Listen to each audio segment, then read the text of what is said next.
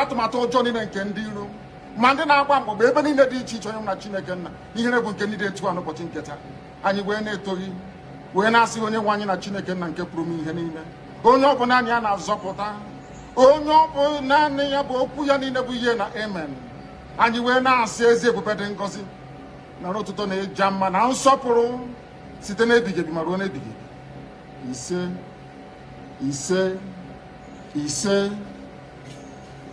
Welcome, my amazing viewers. Thank you so much for joining me on my program once again. I appreciate you wherever you are joining from. If you have not subscribed to my channel, please kindly subscribe to my channel. Click the notification bell so that you'll be notified each time I upload a video. You will be among the first to receive it.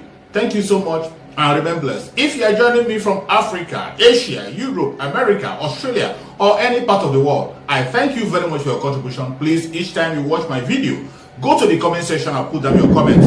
That is where we'll learn from each other.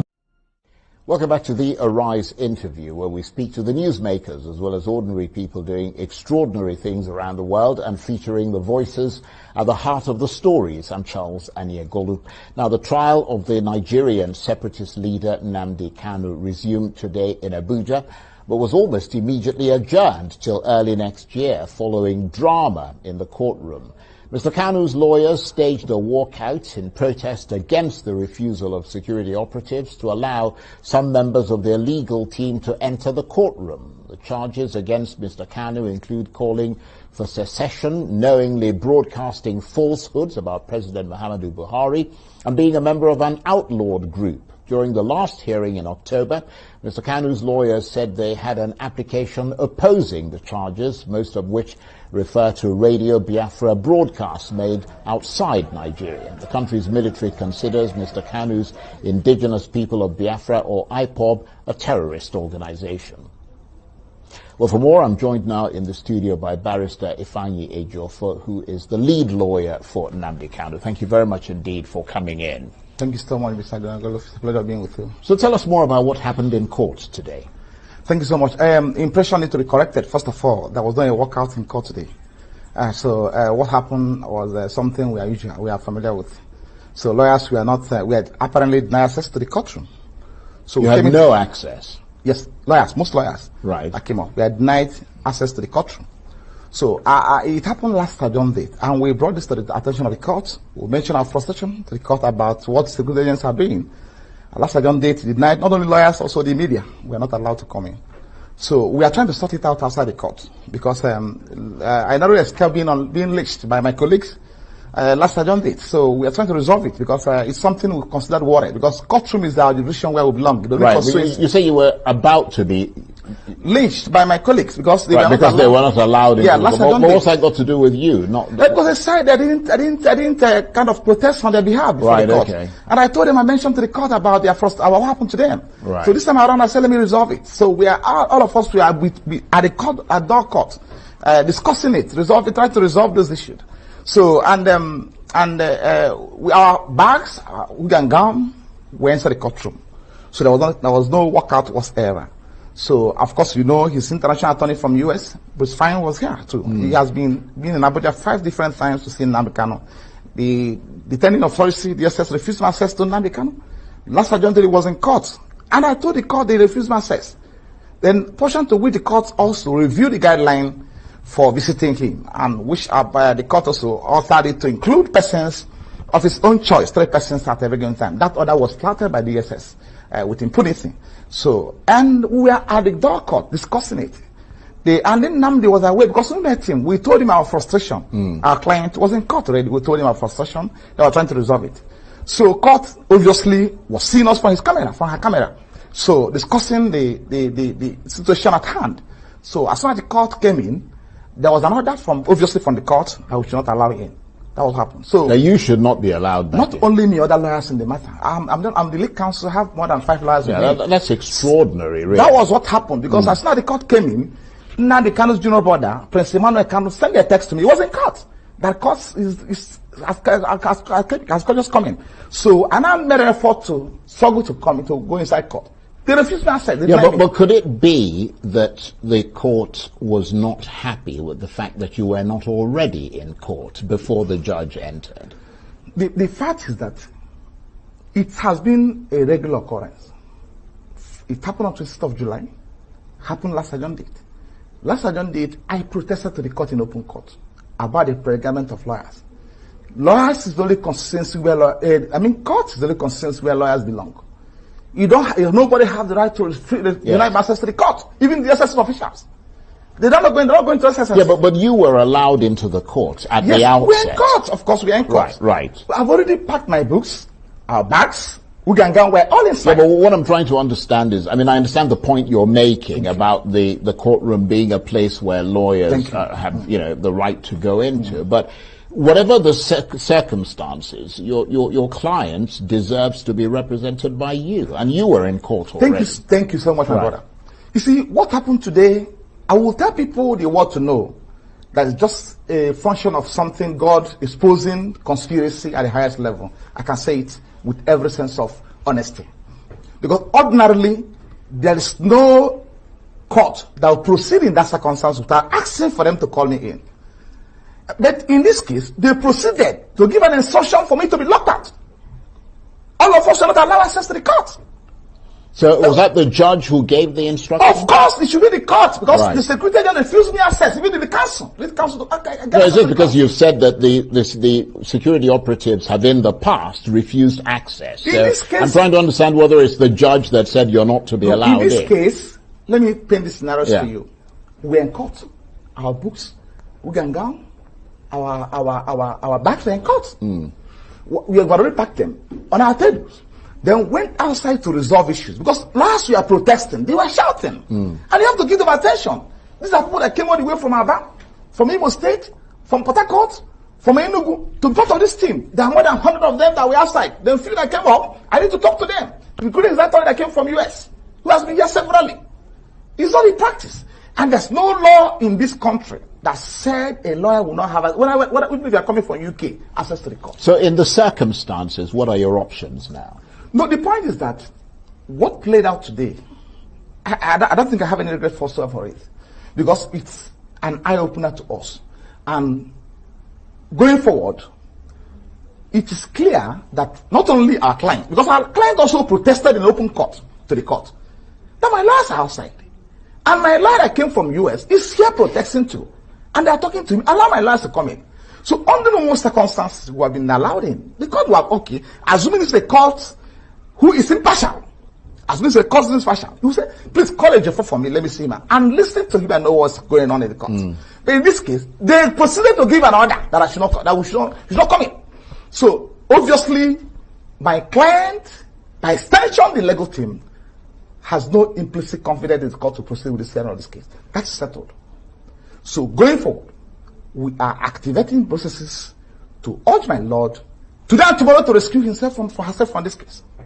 So I see they will give appropriate directive to that effect. Because it's open now, even before a layman on the street. It's clear that she's partial. So now let me say this to you. This is a case We're representing a race, not Nnamdi Kanu. This is a case involving Igbos, not Nnamdi Kanu alone. We're representing a race in this case. As sensitive, as serious as this case may be, it shouldn't have been treated with this sense of levity. We're in court. No, we're not that we're dancing. We're even at the court, saw from the camera of the court. He saw from the camera. So he was asked us to come in. If at all, she really wants us to give us a opportunity to be heard. Now, that takes us back to what happened on 29th of June, when he was brought to court without us being informed about his presence in court. So it now shows that what happened in court on June 29, when he was abducted in Kenya, and consequently extraordinary rendition to Nigeria, smuggled into court on 29th of June, didn't happen by accident. Right. Well, what I'm trying to establish really is obviously there are discrepancies and there are issues here, but whether or not the issues are due to the way the Department of State Security has handled affairs is one thing. When you make the suggestion and that the court is in cahoots with them and that there is some kind of conspiracy theory, that becomes another question. And you're of course a lawyer, so you have to be a bit circumspect in sort of the allegations that you make. But I mean, let's go beyond that and say, what's the physical condition of Nnamdi Kanu like now? Does he seem well and in reasonably good spirits under the circumstances? Thank you very much. At last adjourned date, court made an order on the manner guideline for visiting Nnamdi Kanu. This order the court reviewed contained a condition, a requirement that 3 persons can now visit him, 3 persons of his choice. Now, we have an application we filed of late, which has been responded by the federal government. Nnamdi Kanu has not been convicted by the court. He's merely facing a trial. This application was filed pursuant to any new fresh facts emerged after the last adjourned date, because the SSS flouted the court order. They refused people who wished to visit him, including his relatives. I came all the way from Asorock to visit him, access to him. We filed this application to tell the court, to inform the court. Now, we can't continue in this manner. I would mean, to inform the court, we can't continue in this manner. Now, this application is pending before the court. Nnamdi Kanu is being subjected to solitary confinement, which is clearly against the Anti-Torture Act, Section 2 precisely, of the law elephant. So, he has no access to people. You know what it means for somebody to be confined to solitary confinement? Why is daily exposed to mental torture and physical torture? You know what it means? He has access to any living object, he has access to television, access to human beings. Apart from any day we are coming to visit him, if we are allowed to see him. So, he hasn't been convicted. And there's a law that says a person cannot be subjected to this kind of treatment. A law in Nigeria. And we're calling on the court to activate this law. Today, this application is pending before the court. We want to move it today before the court. Apart from the fact we have an objection to the empty charge they file against him. They file for frivolous charge against him. Some count charge. We have filed a very serious application, founded on 34 grounds of objection, which was settled for him to be settled we had today. Okay, assuming without considering to the fact that the court schedule is busy. But let me say to you and also to the world, that Nnamdi Kanu's case today is the only case on the court slate in court 2 for Federal High Court today. My Lord Honorable Justice Dako has not a case in court today, requiring her to adjourn this case to January. He has not a case today. Now, we have this objection challenging the competence of the judge to the jurisdiction of the court to hear this case, to continue to hear this case. So, and the Federal High Court, the first direction, 2013, requires day-to-day trial of persons being prosecuted by SSS. And Section 396 of the ACJL also requires day-to-day trial, assuming without considering the fact that the court schedule is busy. The law says you must hear this case day-to-day. Why can't you adjourn it tomorrow? Why can't you adjourn it next week? Why taking the case back to January 2022? Yes, because I was going to ask you that, I mean, I'm wondering, these lengthy delays, I mean, they're likely to hurt Nnamdi Kanu more than anyone else. He's locked up in jail. I would have thought the sooner the trial gets going, the better for him, because the impression that we had at the outset was that you know, you walked out of court and that seemed insensitive to the situation that you were in. That's what we want to correct. We never walk out of court. We're in court. But you have a situation, very serious situation at hand, which we are trying to resolve. Portion to which I asked Nnamdi Kanu's junior brother, Prince Manuel Kanu, he was in court. Even when he stood up to come and call me, the court asked him to sit down. He stood up to come and call us. The court asked him, sit down. Where are you going? And Nnamdi Kanu protested that my lawyers are outside. Allow them to come in. And the court asked him, are you ready to defend yourself in this suit? In a case of this serious nature. So, there's more to it than the eyes, of course you know. So, do you see the possibility of a negotiated settlement? I mean, out of, you know, a way of getting Mr. Kanu out of this quagmire? Because there's been a lot of talk behind the scenes by concerned citizens from the southeast of some kind of mediated settlement. Apparently it's not ruled out. But on our own part, we'll not go and sleep. Yeah, of course. We must you have to take the legal route. We must ensure, I can assure that this matter is heard this month. Obviously not by the same court. We're going to activate the machineries today and tomorrow, to ensure that this matter is assigned to our court. A more neutral court that will handle this case. Why those people who are following up from the aspect of the political resolution of the matter are doing that, I don't think we'll have any challenge, we'll have any problem with that. We are lawyer cannot wait for them. Because in the first place, he has committed no offense unto law. If you look at the charge appears more laughable. Right. Than what one can be talked about. It's a frivolous and unfounded charge. I hear what you mean? So, and we have effectively challenged the 7-count charge. Which first upon the more frustration. Right. So, and we believe more in court process. Okay. Well, do come back and talk to us and let us know what happens next. Ifeanyi Ejiofor, lead lawyer for Nnamdi Kanu. Thank you. Fight more, and there is no going back.